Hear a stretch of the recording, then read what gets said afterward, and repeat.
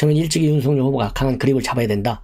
물론 김종인 위원장한테 당신이 그립을 좀 세게 잡고 알아서 정리해달라 이렇게 얘기를 했지만은 후보 입장에서 그렇게 얘기하는 것은 지극히 당연한 것이다. 왜냐하면은 이미 울산회동 때 전화를 받았잖아요. 내가 조인하겠다.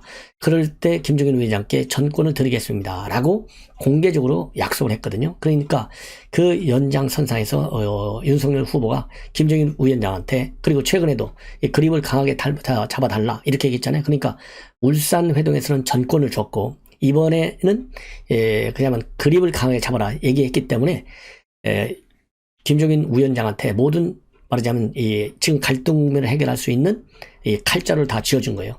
그럼에도 불구하고 김종인 위원장은 누구를 위해서 있는 거죠?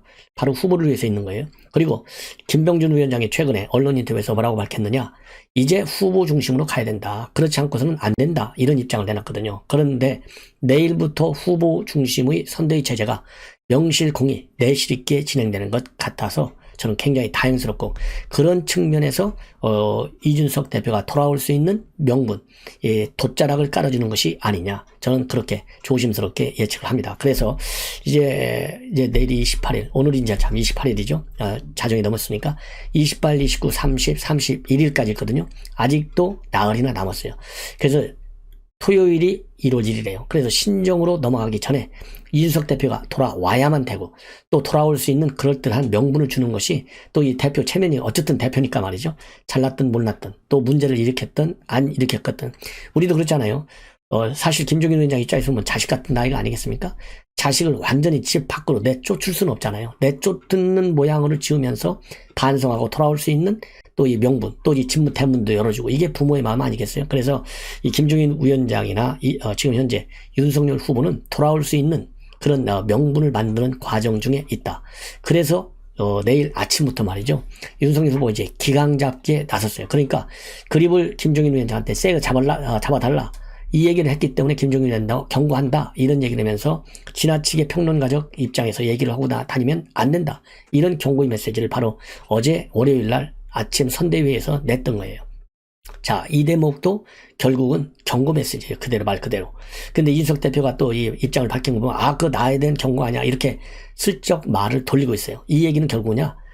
나에 대한 경고가 아니니까 내가 돌아올 수 있는 명분을 윤석열 후보와 김종인 위원장이 만들어준 거예요. 그러면 어떤 조치를 지금 윤석열 후보가 하고 있느냐? 1차적으로 28일 매일 오전 7시에 총괄 본부장급 인사들 회의를 엽니다. 그래서 이 김종인, 김병준, 그 다음에 임태희 총괄 상황본부장하고 산하 6개 분야별 총괄 본부장이 참여하는 비공개 회의를 갖고요. 선거 전반 상황에 대해서 직접 후보가 챙깁니다. 그래서 이 자리에서 일정도 얘기 나오고 일정별 해당 메시지 얘기도 나오고 그 다음에 선대위 내부에서 일어나고 있는 여러 가지 조금 갈등 상황들 그리고 이 대외적인 메시지를 내는 사람들이 스피커 역할을 하는 사람들 있잖아요. 이런 분들에 대한 의견 조율 제가 이거를 누차 강조해 왔지 않습니까? 이런 것들이 지금 이루어지는데 아침 7시 회의가요. 반은 기강 잡기 회의, 반은 조율 회의. 그래서 윤석열 후보가 오늘 선대위에서 얘기했잖아요. 모든 일정, 지난주에 있었던 일, 그리고 내주에 있을 일, 오늘 있을 일, 내일 있을 일, 이거를 총괄상황본부별로 전부 보고해달라. 그래서 총괄상황본부에 전부 보고해서 조율을 하라. 이렇게 지시를 했잖아요. 근데 조율을 하고 별도로 또 윤석열 후보에 보고를 하면 이게 2중, 3중 보고가 돼요. 그럼 일이 쌓여. 그래서 아침 7시 회의를 윤석열 후보가 직접 챙긴다. 왜냐면은 지나치게 총괄상황본부에게 힘을 실어줄 경우에는 나머지 6개 본부 체계가 또 소외될 가능성이 많아요. 그러면 지금 현재 보도를 보면 총괄상황본부는 김종인 위원장의 직계부대잖아요. 직할부대, 별동대. 나머지 6개는 마치 윤석열 후보의 조직인 것처럼 인식되는 그런 프레임을 짜놨거든요. 그렇기 때문에 윤석열 후보가 직접 이런 총괄상황본부하고 그 다음에 6개 본부를 다 모아놓고 회의를 해서 의견을 조율하고 지시하고 보고를 받는 이거는 아주 잘된 것이다. 그래서 이것만으로도 이준석 대표가 돌아올 때, 즉 상임위원장이 할 수 있는 이 정치적인 공간 이거를 만들어주는 것이 아니냐. 그래서 연말 안으로 돌아올 수 있다. 이런 명분 그리고 돗자리를 깔아주고 있다. 저는 그렇게 봅니다. 자, 그리고 또 하나는 말이죠. 오늘 이 김건희 씨의 사과를 계기로 해서 윤석열 후보가 이제 본격적으로 이재명 때리기에 나섰어요. 왜냐하면 선거라고 하는 것이 저도 뭐 잘은 모르지만 정책이나 공약만 가지고 선거가 안 되잖아요. 그렇다고 비리만 가지고 선거가 안 되잖아요. 왜냐하면 우리 국민들이 네거티브에 굉장히 지금 피곤해 있어요. 자, 그럼에도 불구하고 지금 이재명의 비리 의혹이라고 하는 것은 사실이잖아요. 이건 팩트거든요. 네거티브성이 아니라 그 자체가 비리 부패의 몸통이에요. 그렇기 때문에 어제 대장동 현장을 가서 상당히 강도 높은 메시지를 내놨어요. 어느 정도로 강도 높냐? 중범죄 혐의의 이재명하고는 같이 앉는 것조차도 창피하다. 이 얘기는 앉아서 하는 게 뭔데요, 지금? 이재명이가 요구하는 게. 앉아서 토론하자는 거 아니에요. 너는 중대범죄자인데 내가 어떻게 너 같은 중대범죄자하고 똑같은 자격으로 토론하냐. 너는 범죄자이기 때문에 지금 검찰 수사선상에 올라가 있어야 되고 죄 대가를 받아야 되는 사람이야. 너하고 같이 앉을 수 없어. 아주 강한 충격적 메시지다. 저는 그렇게 봐요.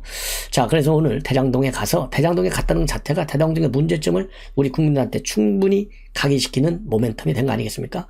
그래서 아파트를 지을 능력도 자격도 없는 자들이 불이한 이재명 권력과 결탁해서 8천억에서 1조에 이르는 부당 이익을 챙겼다는 점을 집중적으로 부각시키고 이재명 후보의 이름을 거론하면서 새빨간 거짓말, 대국민 사기, 중범죄 혐의자 이런 비난을 쏘아 붙였습니다. 그리고 이재명은 대장동 몸통이고 부패 사슬의 결재권자다. 그래서 대장동 게이트를 설계하고 기획하고 지시해 추진한 몸통, 이 부패 사슬의 최종 결재권자, 게이트 그림 완성에 절대 없어서는 안 될 퍼즐이 바로 이재명 후보다. 그러면서 이 유한기, 김문기 이러한 극단적 선택과 관련해서는요, 무엇이 누가 이들을 죽음으로 내몰았느냐. 이재명 시장과 그 측근 윗선 세력을 보호하기에 바쁜 면죄부 수사가 두 분의 실무자를 절망의 나락으로 밀어내버렸다. 이렇게 책임론을 부각시키고 있고요. 그리고 재차 윤석열 후보는 대장동 특검을 주장하고 있습니다. 이 후보에게 재차 말씀드리는데 피하면 피할수록 그 책임과 죄값만 무거워진다. 그리고 공정과 정의의 실현은 대장동 진범을 잡아들이는 것에서부터 시작한다.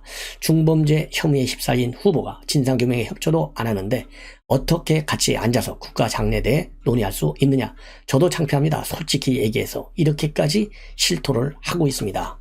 자, 그래서 이제 대장동 문제가 앞으로 본격적인 논쟁의 한복판으로 다시 원위치 될 수 있는 그런 공간을 오늘 윤석열 후보가 뚫고 나갔다. 이거는 아주 시기적으로 볼 때 적절하다, 잘됐다.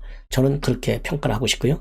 그리고 또 이제 정책적인 비전. 우선 어제 행복경제를 주제로 해서 일자리 복지 정책을 제시했고요. 오늘은 주식 개인 투자자, 즉 개미 보호 공약을 내놨어요.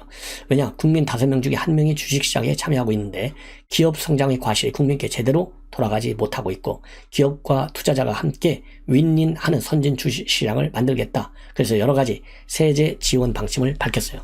우선 개인 투자자에 대한 세제 지원을 강화하고 신산업 분할 상장 시에 투자자 보호를 강화하고 내부자의 무제한 지분 매도도 제한한다.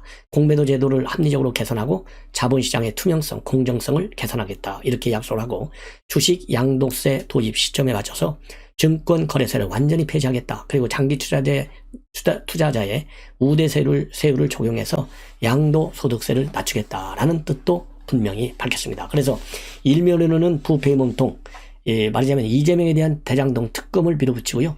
다른 한편으로는 그야말로 바람직한 정책, 공약으로 승부를 거는 양면 작전을 지금 추진하고 있는 것이고요.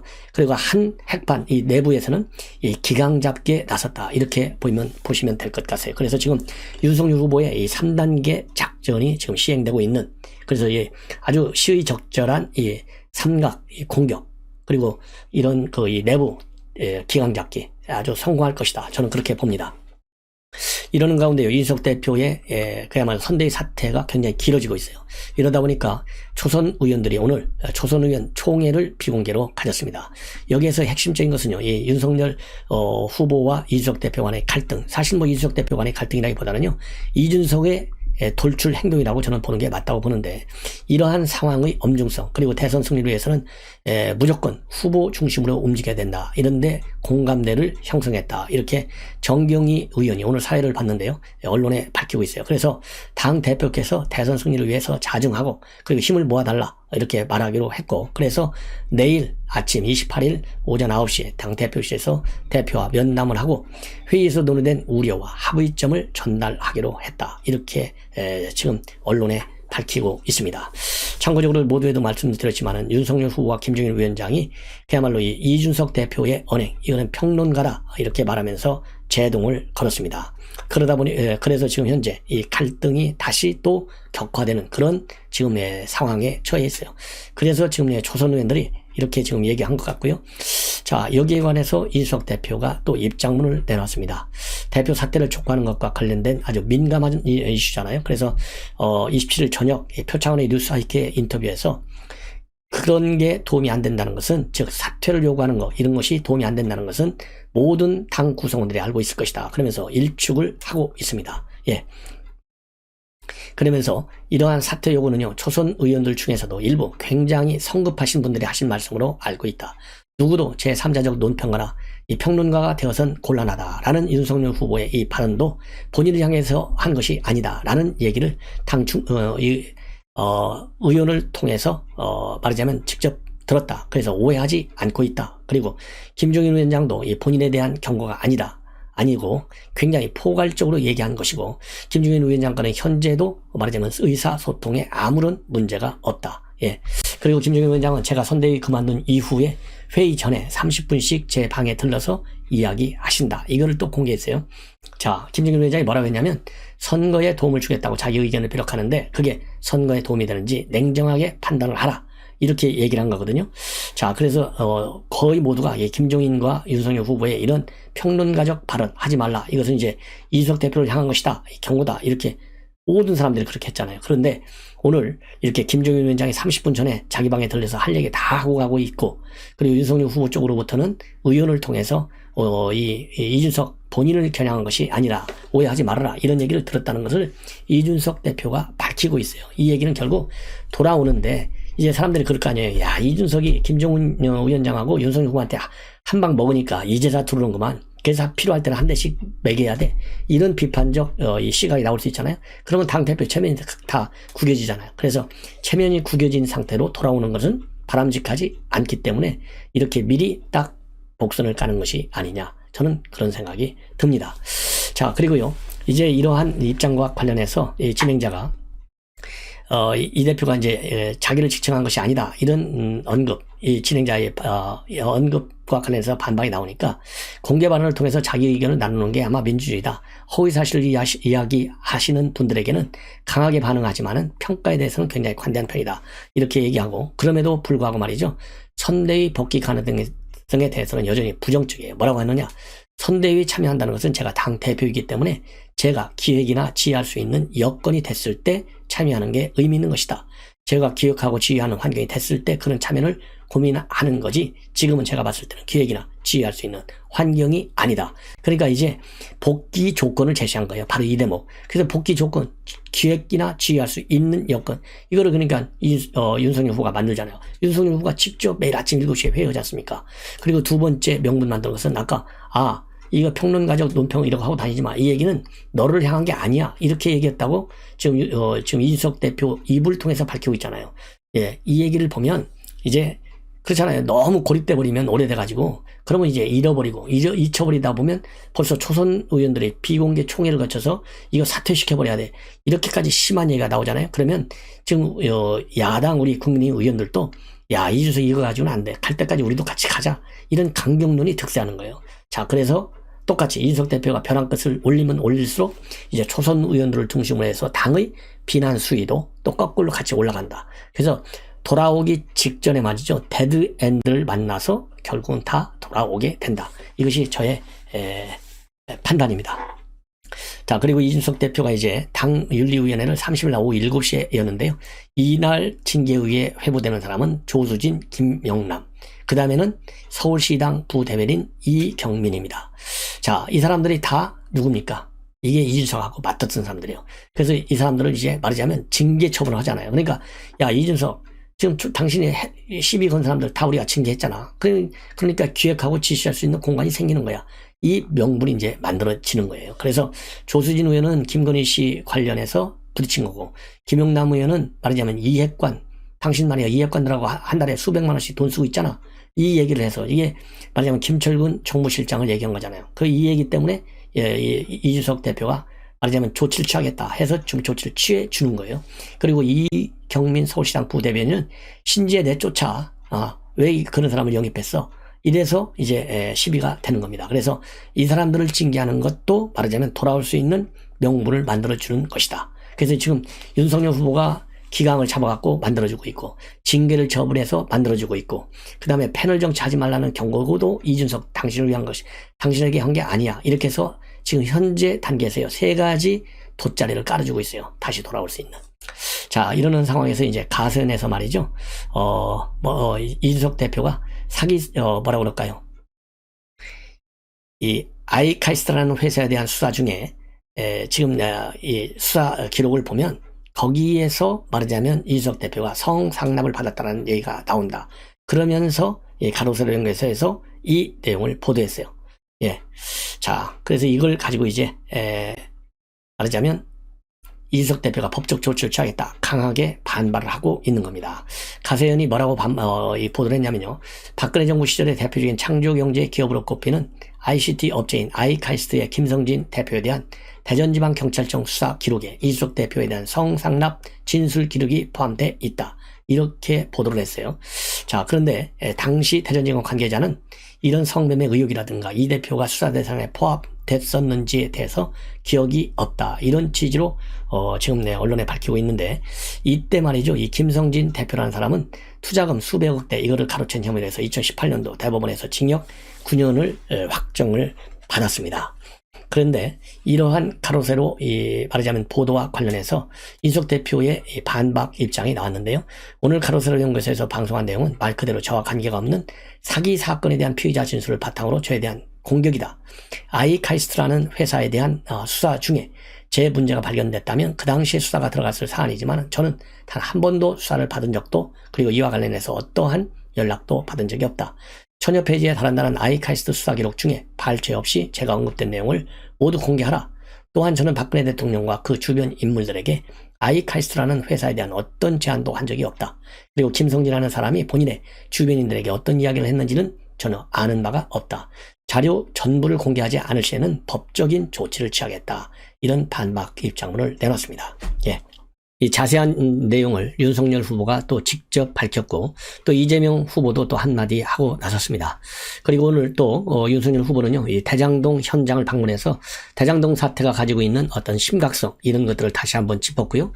그 다음에 국민의힘 의원들 60여 명이 합동으로 성명을 발표했습니다. 바로 뭐냐, 이재명 아들 요즘 많은 논란을 야기하고 있죠. 성매매, 그 다음에 도박. 그런데 지금 또 하나 문제를 제기하고 있어요. 바로 이 고려대학에 수시 전형에 합격한 것이 이해가 가지 않는다. 그래서 의혹을 제기하고 나섰습니다. 그래서 이러한 의혹 제기와 관련된 우리 국민의 입장에서 제기된 이 문제의 심각성, 이런 것들을 여러분께 말씀을 드리도록 하겠습니다. 먼저 윤석열 후보가 말이죠. 어제 이 사과 회견과 관련해서 이 비하인드 스토리를 쭉 밝히고 있습니다. 자, 이러한 입장은요, 바로 새시대 준비위원회 유튜브 채널과 인터뷰를 통해서 밝힌 내용인데, 이 사과 결정은 이 김건희 씨 본인이 직접 했다. 그리고 사과문도 직접 썼고, 보니까 어제인가 그제부터, 즉 26일이니까요 25일 또는 24일 이때부터 사과문을 쓰는 것 같더라. 그리고 자기 가까운 사람한테 물어보는 것 같기도 했다. 이렇게 밝히고, 그리고 26일 날 초안대로 사과를 했고, 많은 기자들 앞에서 이렇게 하는 게 자신 있냐고 물으니까 할 수 있다라고 했다. 그래서 2시 반이든 3시든 간에 시간이 정해지면 늦지 않게 와라. 그 얘기 딱 한마디만 했다고 이렇게 밝히고 있습니다. 그러면서 이 어려운 점은 바로 뭐냐, 오래전 일이라서 기억도 더듬어 보고, 자료 같은 경우에도 선대위에서 확인해 준 것도 있고, 또 제 처한테 물어온 것도 있고, 자기가 따로 알아본 것도 있어서 최근에 정리가 된 모양이었다. 그러니까 자기가 딱 사과를 할 결심을 하더라. 그러면서 제가 아무리 정치를 하지만 그 결정은 제 아내가 스스로 해야 하지 제가 하라 말라 이런 이야기를 하기가 어렵다. 진짜 저희 부부는 그런 사이는 아니다 라고 얘기했습니다. 그래서 이거야말로 이제 독자적으로 말이죠. 이 김건희 씨가 자료도 모아서 사실관계를 확인하느라고 조금 시간이 걸린 것이고, 또 이 할지 안 할지에 대한 최종적 결정은 이 김건희 씨 본인이 독자적으로 내렸다. 이런 점을 분명하게 밝히고 있어요. 자, 그리고 회견을 마친 김 씨에게 하고 싶은 말이 있느냐, 이렇게 이런 이 유튜브 채널에서의 질문과 관련해서는 회견이 끝나고 집에 가고 있다고 해서 제가 전화를 걸어서 수고했다라고 하니까 부인 김건희 씨가 너무 늦지 않게 들어오라고 딱 이러고 전화를 끊더라. 그러면서 자기도 여자로서 남편의 위로를 받고 싶지 않았나 싶었다. 그래서 제가 알았다고 답했다. 이 또 뒷얘기를 전하고 있어요. 그러니까 이 기자들이 말이 엄청 많았잖아요. 어제 거기에서 정말 부끄럽다, 죄송하다, 사과한다.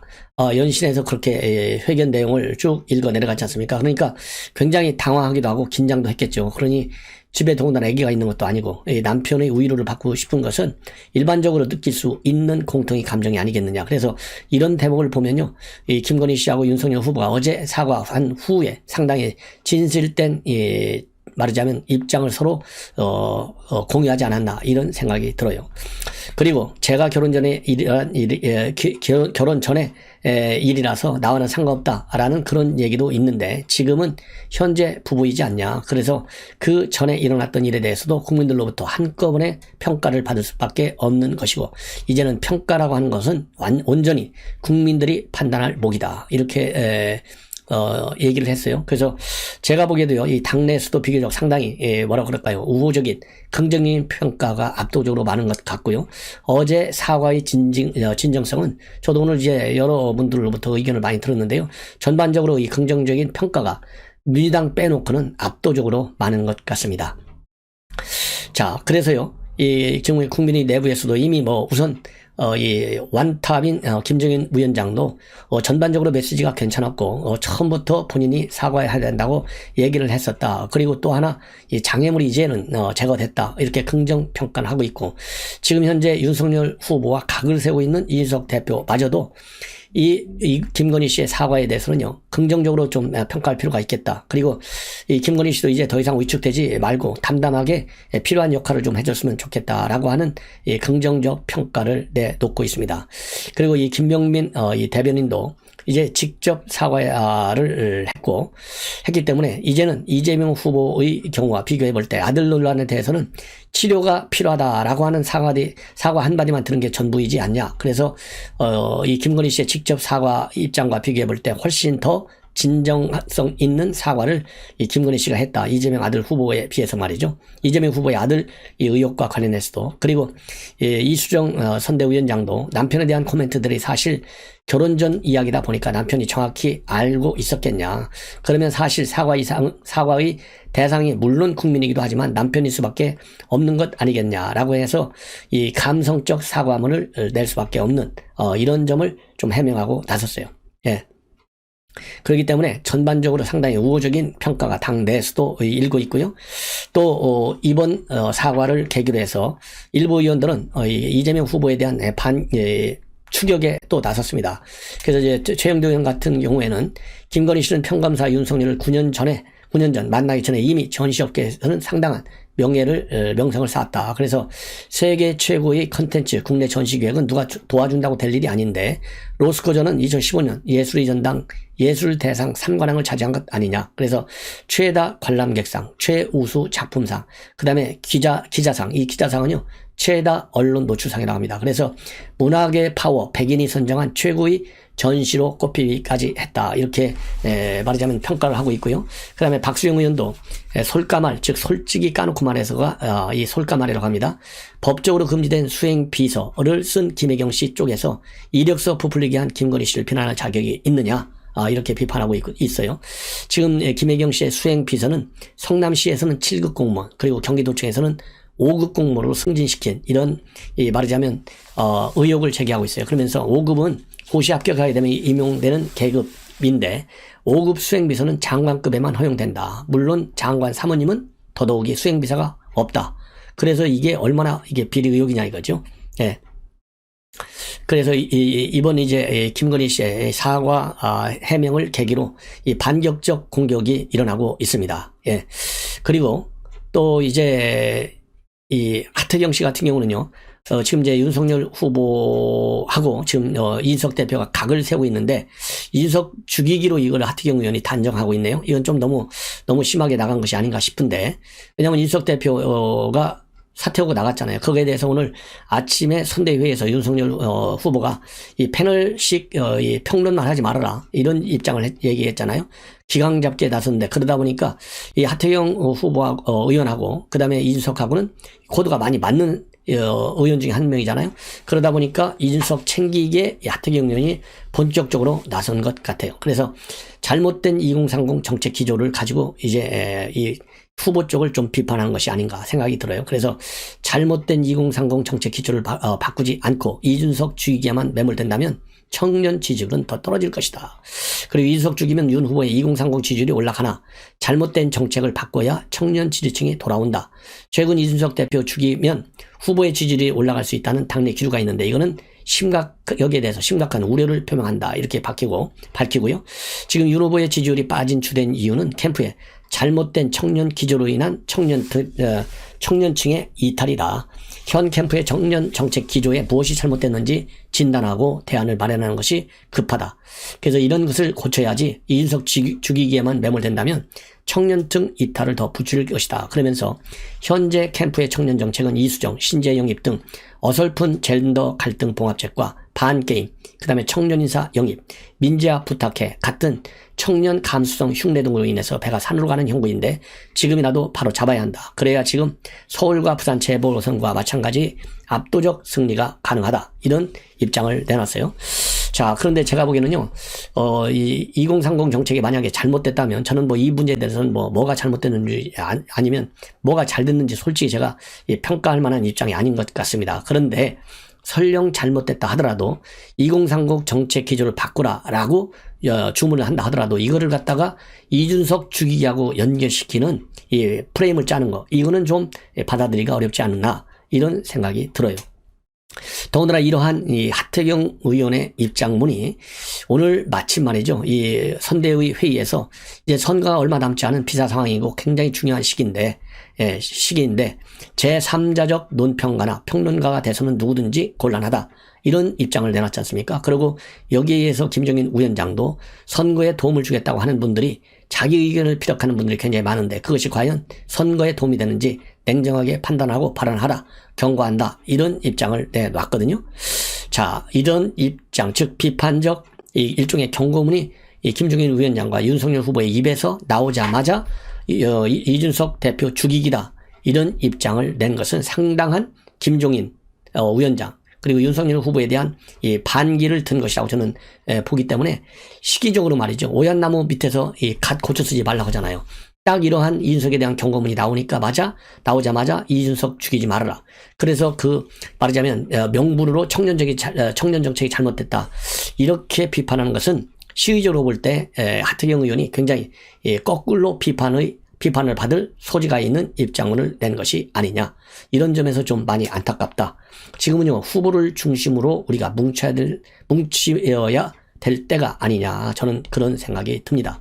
그리고 설령 2030 이 청년 정책 잘못됐다. 그러면 이거를 페북에 올리기 전에요. 이것도 패널 정치고 자기 정치예요. 이런 거를 갖다가 후보 또 아니면 이 선대위 안에 해당 파트한테 얘기해서 내가 보기에는 2030 청년 정책 잘못됐다. 이래가지고는 돌아오지 않는다. 이렇게 해서 고치면 되는 것이지 이걸 갖다가 이준석 죽이기다. 이렇게 공개적으로 프레임을 짜는 이러한 입장은 좀 생각해 볼 여지가 있다. 잘못됐다. 저는 그렇게 봅니다.